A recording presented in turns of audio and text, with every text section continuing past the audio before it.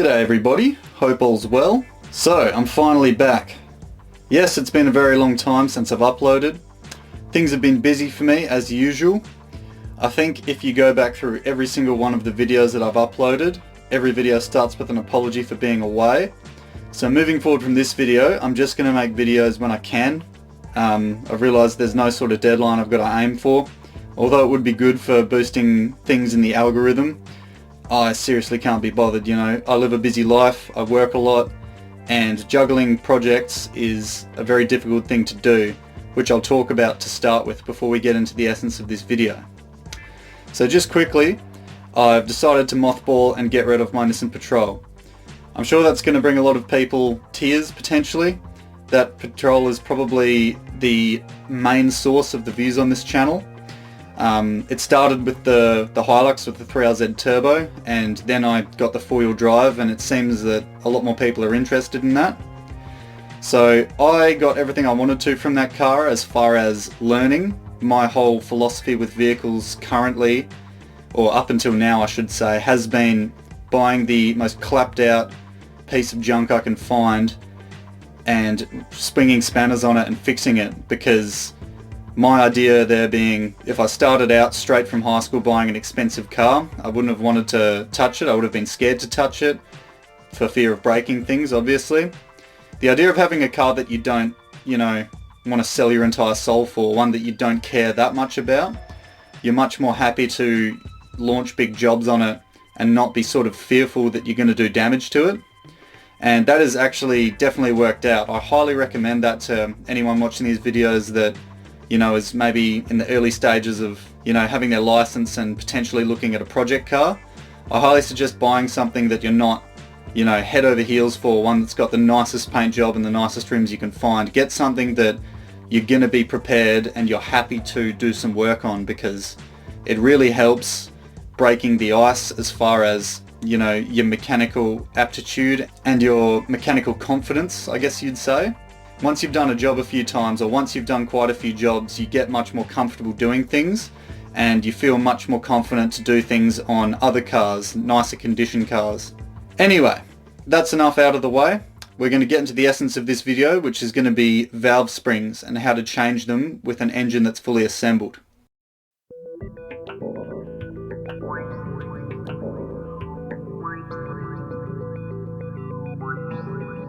So as usual with all of my videos, we're going to kick off with a bunch of animations and a bunch of information so that you can better understand the job, better understand the scope of what we're doing.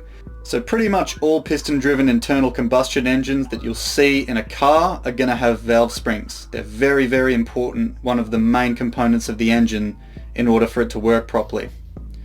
This does exclude rotary/Wankel engines, two-stroke engines, opposed piston engines, and jet turbine engines. Not that you'd see them in a car, but you never know.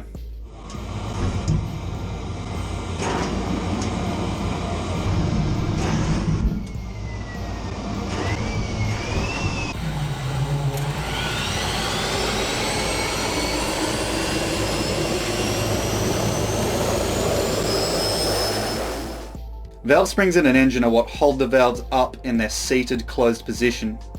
When the cam lobe actuates the valve and pushes it down, the valve spring will be compressed, increasing the spring tension, so that once the cam lobe passes its functional range, as per the grind of the cam profile, the valve will be pulled back up into its full closed position by the stored tension in the spring.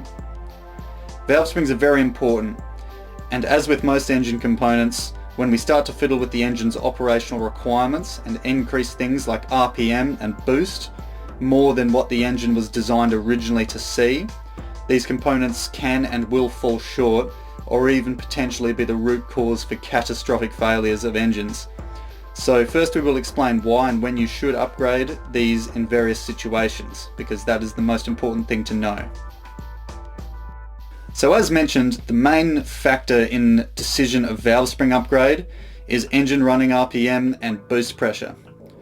Raising the RPM in an engine higher than what it is designed for will unearth a nasty condition known as valve float. This is a condition in which the cam will be rotating so fast that the lobe grind profile will no longer be followed by the valve, when it is on the closing stroke. This is because the inertia of the reciprocating mass of the valve and tappet will, at a higher than designed RPM, will actually put more compressive force on the valve spring than the stored tension in the spring itself will be able to counteract when returning this valve to its closed position. This is Newton's second law in action. What this means in English is that when the cam passes its profile crest and begins to rotate closed, there is a window in time where the valve will be free floating effectively, without any tension against the cam lobe holding it open. Any time that the valve is not precisely following the ground cam profile, this will cause windows of inefficiency for the engine's operation.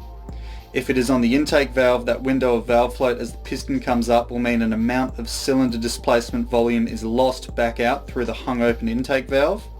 Less cylinder volume in boosted or non-boosted applications means less oxygen density, meaning less oxygen to be utilised in a burn, meaning less power. Giant knock-on effect there. In extreme cases, the piston will come up as the valve is still floating open, and if it is within the interference area of an interference engine, this will cause a piston to valve crash and in turn a catastrophic failure. You may have seen this in a famed money shift. If you are lucky and don't experience that, you may experience a dropped valve, which is caused by a valve spring breaking or the valve collet popping out. As far as boosting an engine with stock valve springs goes, there isn't really any massive drawback. Your intake valves will see boosts trying to push them open. However, the pressure seen in the combustion chamber will never realistically be below what you'd be running pressure-wise in the intake manifold. In a supercharged engine which operates with a much lower exhaust manifold pressure than a turbo application, you may experience this during an exhaust stroke, lower combustion chamber pressure for the valve to start being forced open by the high boost pressure. This will be a tiny window in time, however, as the window for this is very closely followed by the intake stroke, which the valve will be pushed open anyway. General rule of thumb, and what pretty much any tuner in the world will tell you, is that it is never a bad idea to increase valve spring tension by replacing valve springs. So now hopefully everyone's understood that and that makes sense. What we're going to do now is we're going to get into how I changed the valve springs in my engine. So the easiest way, hands down, to replace valve springs is to do it when the head is off the engine. For my case, and the example I will demonstrate in this video, we will be replacing them with the head still on the engine. When replacing them with the head on the engine, a risk factor is created that isn't normally associated with this job when doing it with the head removed. That risk is that you can actually drop a valve down into the cylinder head, into the combustion chamber, which will mean you will have to take the cylinder head off in order to remove this valve and fix the problem. That being said, despite this, if you're careful, you can save lots of time and money by doing it with the head bolted to the engine. My reasoning for this is I was already running ARP head studs and a head gasket, so there was no need to take the head off as I wasn't changing any internals. However, keep in mind that there is this risk, so you've got to be careful. So, the way we're going to do this with the head bolted on is we're going to be using compressed gas or compressed air. We're going to be charging this into the combustion chamber that will act against the bottom area of the valves, forcing them up into their seats. This is going to allow us to compress the valve spring and remove them without the valve falling down. Something that I didn't realise before doing this, and something that I'm going to note here because it's important, I was doing this in the cooler months around where I live. This meant that there was a lot of moisture in the air and my air compressor was effectively becoming a giant vaporized water compressor. You don't want this down inside your combustion chamber as the block is made of cast iron, and leaving it there for a while is going to promote rust. Something that I did, it's a bit of an expensive option, but I ended up buying a whole separate air dryer sort of ASU, I guess you'd call it, an air service unit.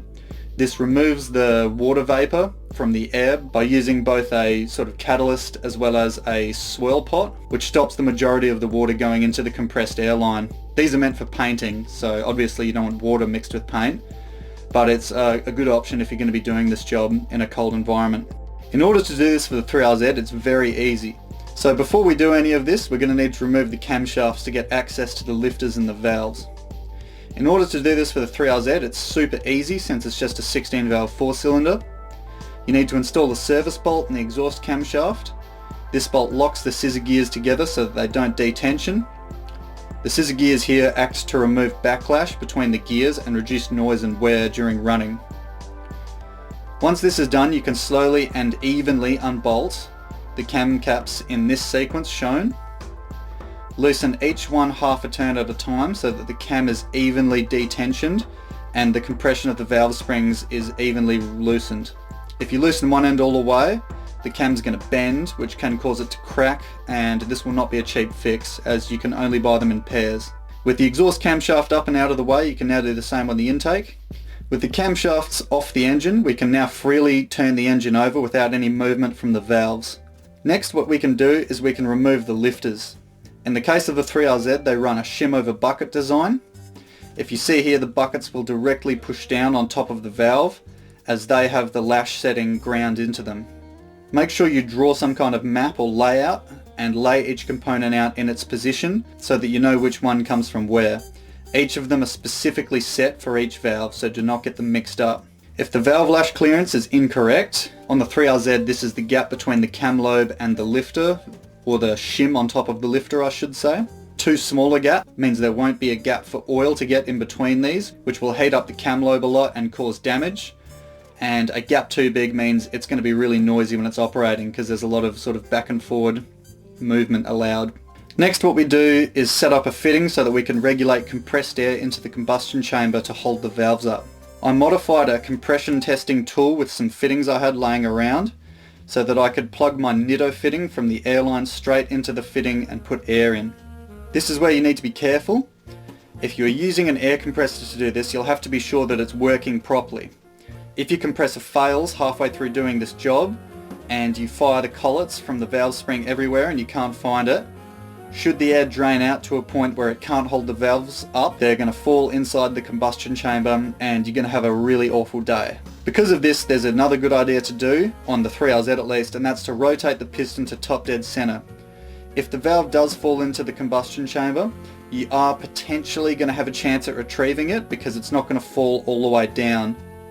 You can see here I put a spanner on my crank bolt, and when I bleed the compressed air on top of the piston, it's trying to force the piston down and the spanner is preventing it from doing so. Once you are happy that everything's all good, the first thing to do now is push down on the shim and the bucket and try and compress the valve by hand. If the valve seat seal is good, you won't be able to do this because the pressure will be pushing the valve up closed. But if the valve seat seal is bad, you may be able to push the valve open, which means once the spring is removed, it might accidentally fall inside the combustion chamber.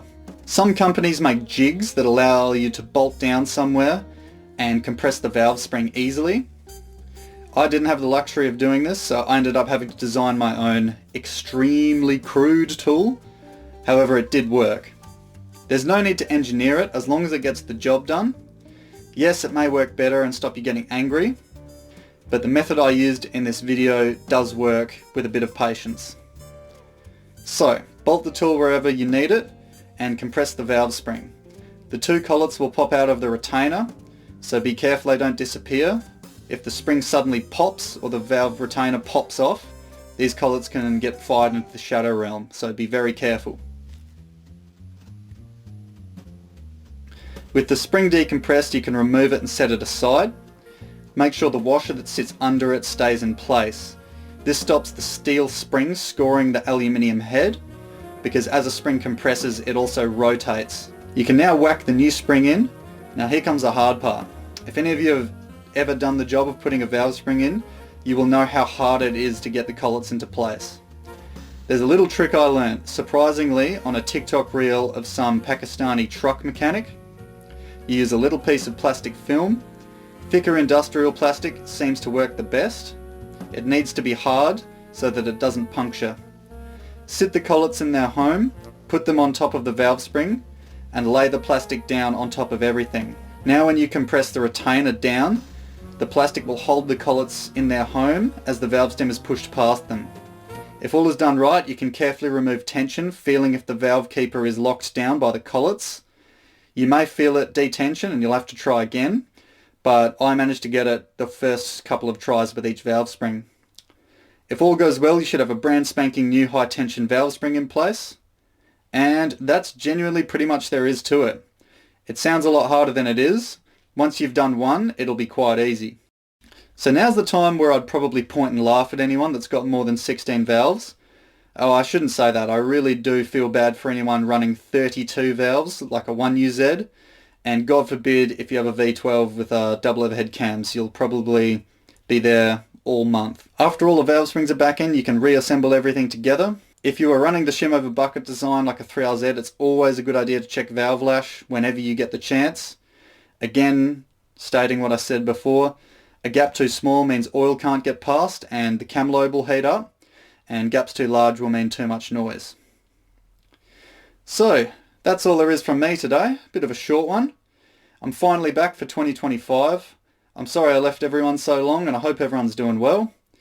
As always, if anyone has any questions about the RD28, about the 3RZ, or genuinely about anything mechanically related, feel free to reach out to me on Instagram. I'm always more than happy to answer anything. Anyway, that wraps up the show for today. I hope everyone enjoyed this video. There's quite a bit more coming on the BMW now that I finally have time to work on it. And I'll give everyone an update on what's happening on the Patrol in the near future. That's all from me. Stay safe, and I'll see you in the next video.